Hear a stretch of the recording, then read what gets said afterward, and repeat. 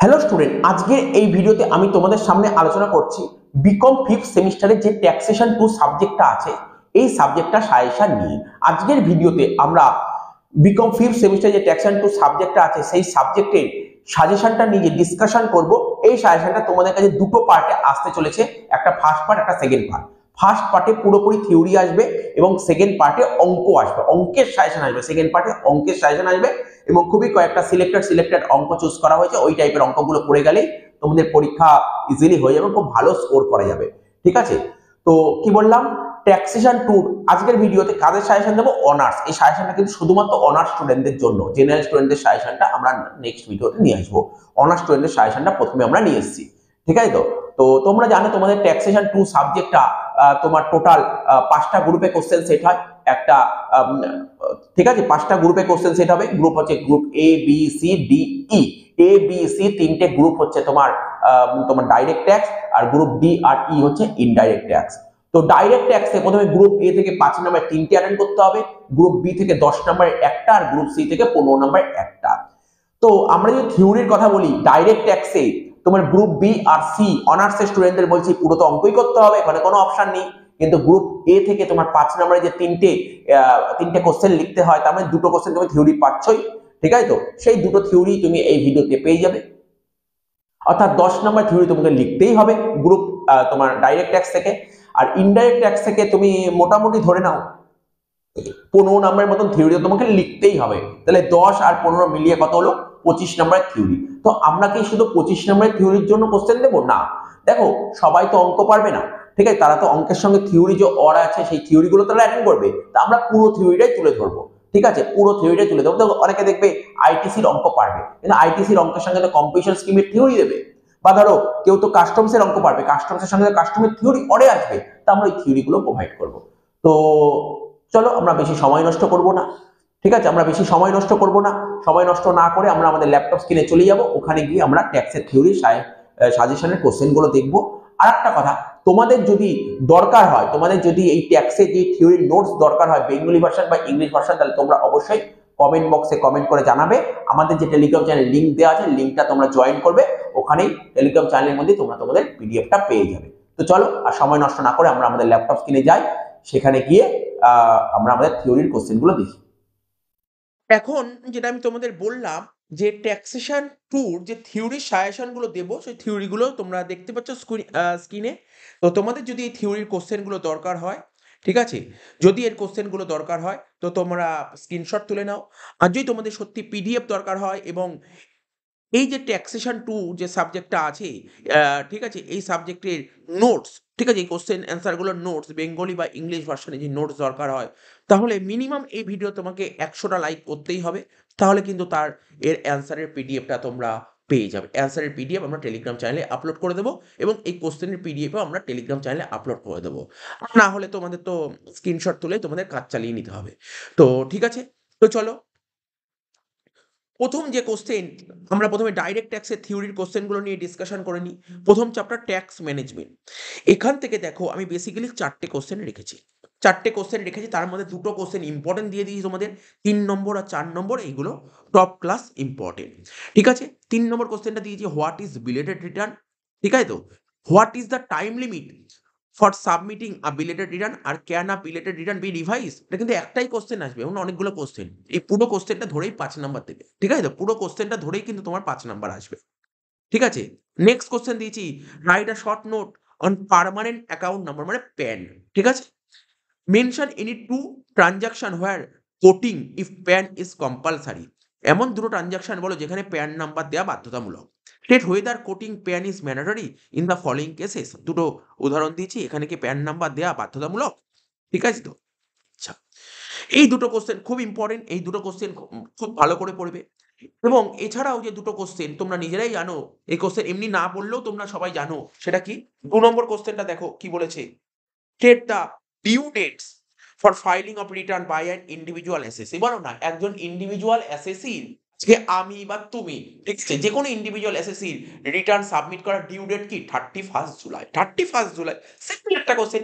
এটা কোশ্চেন এটা 5 নম্বরে দেবে, এক দেবে কোশ্চেন 1 নাম্বার। এই কোশ্চেনটা 1 নাম্বারের কোশ্চেন। ঠিক আছে, due date of individual assessee individual assessee return submit করার ডিউ ডেট কি 31 জুলাই।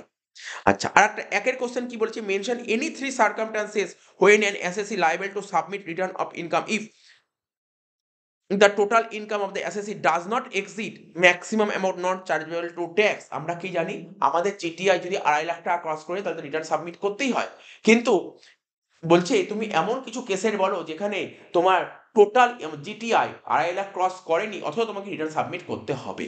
ঠিক আছে, এরকম কিছু কেস আমরা ক্লাসে পড়িয়েছিলাম, 8-9টা কেস বলেছিলাম, তার মানে 2টো পয়েন্ট তো বলতেই পারবে তুমি, এমন কিচ্ছু বলেনি, সরি 3টে পয়েন্ট বলতে বলেছে।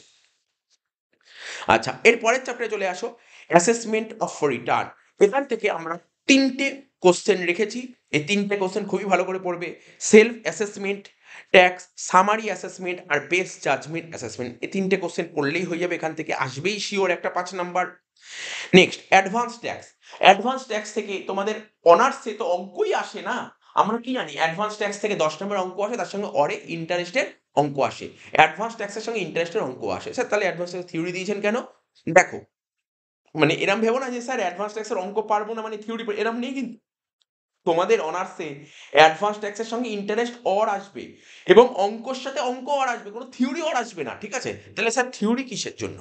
ধরো এমন হলো পরীক্ষায় 10 নম্বরের অ্যাডভান্স ট্যাক্সের অঙ্ক দিল না, দিল 8 নাম্বার অঙ্ক দিল, তার সঙ্গে একটা 2 নাম্বারের থিওরি জুড়ে দিল। ঠিক আছে, সেটা দিতে পারে, বলতে পারে কি এরকম একটা কোশ্চেন বলে what is advance payment of tax, এমন দিতে পারে who are liable to pay advance tax, কে অ্যাডভান্স ট্যাক্স দিতে বাধ্য, due date for payment of advance tax. ঠিক আছে, তিনটেই দেবে না, যে একটা দিয়ে দিল 2 নাম্বারের। ঠিক আছে তো? আচ্ছা, নেক্সট কোশ্চেন দিচ্ছি ইন্টারেস্ট, এটা তো কমন কোশ্চেন। আমরা কি জানতাম যে রিটার্ন যদি আমরা দেরি করে সাবমিট করি তাহলে আমাদের লেট ফাইন দিতে হয়, যেটা 234 এফে বলেছে। এটাই একটু পড়ে নেবে যে তোমাদের রুলটা কি ছিল, কখন 1000 টাকা ফাইন দিতে হয়, কখন 5000 টাকা দিতে হয়। টোটাল ইনকাম যদি ঠিক আছে, তোমার ইনকাম মানে জিটিআই যদি 5 লাখ টাকা ক্রস করে যায়, ঠিক আছে, জিটিআই যদি 5 লাখ টাকা ক্রস করে যায় তখন 5000 টাকা ফাইন, আর জিটিআই যদি 5 লাখ টাকার মধ্যে থাকে তখন হচ্ছে তোমার 1000 টাকা ফাইন। এইটাই জাস্ট পড়ে দিতে হবে, আর কিচ্ছু নেই।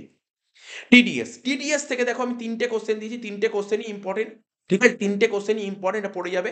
ঠিক আছে, কি বলেছি, একটা দিয়েছি tax at source from salary, salary থেকে টিডিএস অন স্যালারি পড়বে, TDS on winning from lottery পড়বে, TDS on winning from horses পড়বে। 3টে কোশ্চেন পড়লেই হয়ে যাবে। ডাইরেক্ট ট্যাক্সের এইটুকুই পড়লে হবে। ইনডাইরেক্ট ট্যাক্স চলে আসো, যেইগুলো সবুজ কালি দিয়েছি সেইগুলো খুব ভালো করে পড়ে যেও, সবুজ কালি কোশ্চেনগুলো খুবই ভালো করে পড়ে যেও। কি কোশ্চেন দিয়েছি? প্রথম কোশ্চেন দিয়েছি মেনশন এনি 3 ট্যাক্স, তুমি 3টে ট্যাক্সের নাম লেখো that are not subsumed or merge with GST. Next question short notes হিসেবে পড়বে এগ্রিগেট টার্নওভার, ঠিক আছে, গুডস পড়বে, সার্ভিস পড়বে, ক্যাপিটাল গুডস পড়বে, difference between direct tax and indirect tax 11 থেকেই পড়ে আসছো কোশ্চেনটা। নেক্সট পড়বে objectives of GST, features of GST, আর বলছে mention any 3 taxes that are subsumed in GST. এই কোশ্চেনগুলো একটা পড়বেই, এখান থেকে তুমি পরীক্ষায় 2টো কোশ্চেন পেয়ে যাবে, 2টো কোশ্চেন পেয়ে যাবে, তোমাকে একটা লিখতে হবে। Next taxable event and supply, এখান থেকে দেখো আমরা 3টে কোশ্চেন রেখেছি, কি শর্ট নোটস কি কি দিয়েছি, zero rated supply, exempt supply, nil rated supply. দেখো জিরো রেটেড সাপ্লাই দুবার দিয়ে দিয়েছি, zero rated supply, exempt supply, nil rated supply, non GST supply. 2 number question দিয়েছি কি খুব important question, what is composite supply, what is mix supply. ঠিক আছে, এটা পড়বে কম্পোজিট সাপ্লাই, মিক্স সাপ্লাই, এদের এক্সাম্পল পড়বে, ট্যাক্স ট্রিটমেন্ট পড়বে, ট্যাক্স ট্রিটমেন্ট। ঠিক আছে, তাই পরীক্ষায় খুব কোশ্চেন, এবং ডিফারেন্স পড়বে। এই কোশ্চেনটা ভেরি ভেরি ইম্পর্টেন্ট, বারবার আমরা বলি, ক্লাসেও বারবার বলেছি কম্পোজিট সাপ্লাই, মিক্স সাপ্লাই, এখান থেকে পরীক্ষার কোশ্চেন তুমি দেখতেই পারবে কোশ্চেন।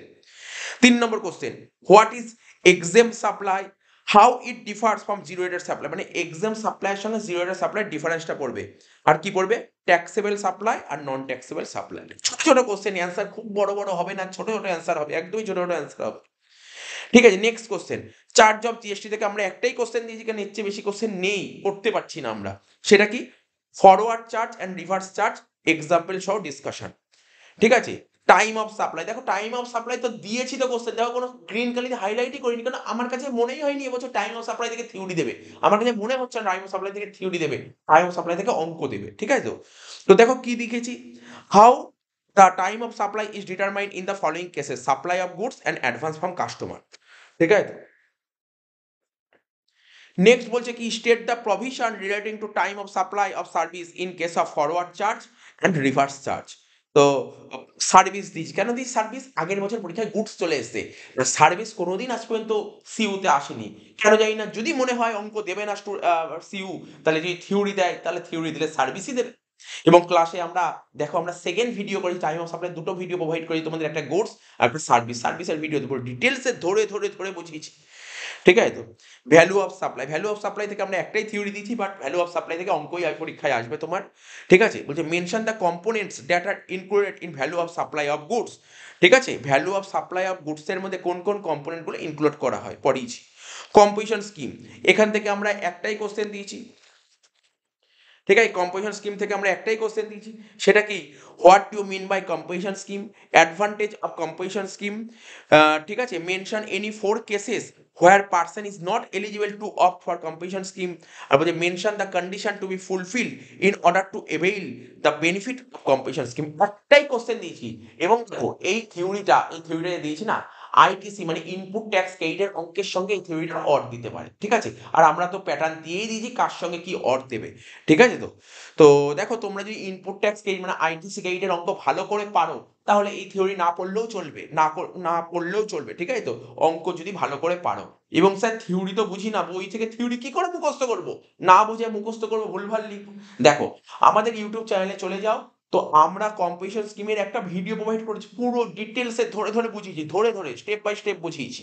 ঠিক আছে? এমন এই যে নোট প্রোভাইড করে দিই না মুখস্থ করে চলে যাও, এরম নয়। ইনপুট ট্যাক্স ক্রেডিট, এখান থেকে 10 নম্বরের অঙ্ক আসবে, বাট আমি একটা থিওরি দিয়েছি। কেন? ধরো এরকম দিতে পারে 8 নম্বরের একটা অঙ্ক দিয়ে দিল, তার সঙ্গে 2 নম্বরের ছোট্ট একটা থিওরি কি দিয়েছি, যেটা ইম্পর্টেন্ট আমার লেগেছে এবছর।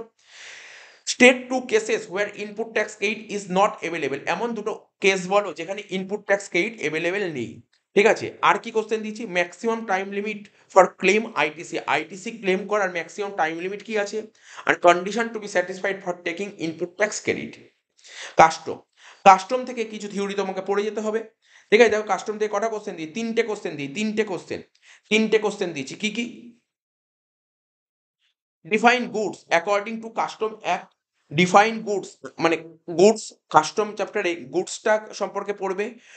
ইন্ডিয়ান কাস্টম ওয়াটার পড়বে, প্রোটেক্টিভ ডিউটি পড়বে, সেফগার্ড ডিউটি পড়বে। ঠিক আছে? আর মেনশন বলছে দুটো কাস্টম একটা ইউজ করা হয় এমন দুটো ডিউটির নাম বলো। তো বলেই দিলাম, কোশ্চেনের মধ্যেই অ্যান্সার আছে, প্রোটেক্টিভ ডিউটি, সেফগার্ড ডিউটি বলতে পারো। তারা বলতে পারো what do mean by territorial water, এটা পড়বে। What do mean by taxable event under custom act. Actually দেখো প্রিভিয়াস ইয়ারের কোশ্চেন পেপার ফলো করে এটা ভালো করে দেখা গেছে অফলাইন পেপারে, যে তোমাদের আইটিসি এবং কাস্টম দুটো চ্যাপ্টার তো আছেই, 10 নাম্বার। কি হয় ওরা দেখা গেছে কি, যদি আইটিসির অঙ্কের সাথে কম্পোজিশন স্কিমের থিওরি অর আসে, আবার কাস্টমসের অঙ্কের সঙ্গে কাস্টমের থিওরি অর আসে। ও, যদি কাস্টমের অঙ্কের সাথে কাস্টমের থিওরি অর আসে, তাহলে কিন্তু আইটিসির অঙ্কের সাথে কম্পোজিশন স্কিমের থিওরি অরে আসবে না। সেক্ষেত্রে আইটিসির অঙ্ক কম্পালসারি হয়ে যাবে, যেটা আমরা প্রিভিয়াস ভিডিওতে পেপার প্যাটার্নে সুন্দরভাবে ডিসকাশন করে দিয়েছি, এবং তার পিডিএফও প্রোভাইড করে দিয়েছি কিরম প্যাটার্ন হতে পারে। ঠিক আছে? এই আমরা সুন্দর করে সাজেশনটা প্রোভাইড করলাম। এর অ্যান্সার যদি দরকার হয় তাহলে তোমরা অবশ্যই কমেন্ট বক্সে কমেন্ট করে জানাবে। এবং এটা পাওয়ার মানে পিডিএফ পাওয়ার কন্ডিশনটা বলেই দিলাম আগে, মিনিমাম 100 লাইকস হতে হবে, তাহলে কিন্তু পিডিএফ প্রোভাইড করা হবে, না হলে কিন্তু করা হবে না। তো ঠিক আছে, চলো এই ভিডিওটি এখানেই শেষ করছি। ভিডিওটা ভালো লাগলে তোমরা অবশ্যই বন্ধু বান্ধবদের শেয়ার করে দিও। টাটা, বাই বাই, ধন্যবাদ।